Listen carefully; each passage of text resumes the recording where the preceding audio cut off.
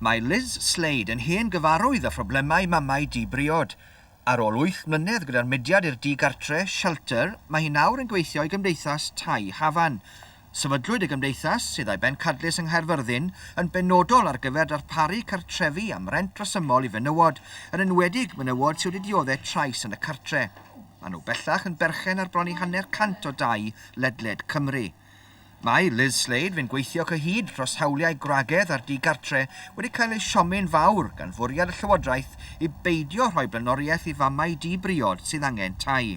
Maen nhw'n pigo ar menywod di-briod achos dim llais gyda nhw dwi'n credu.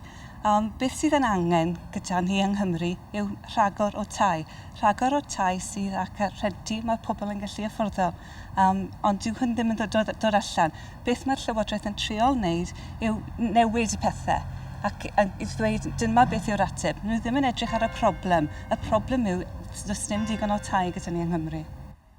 Honna'r Llywodraeth na fydd yr un fam di-briod a'i phlentyn heb dod dros ei pennau.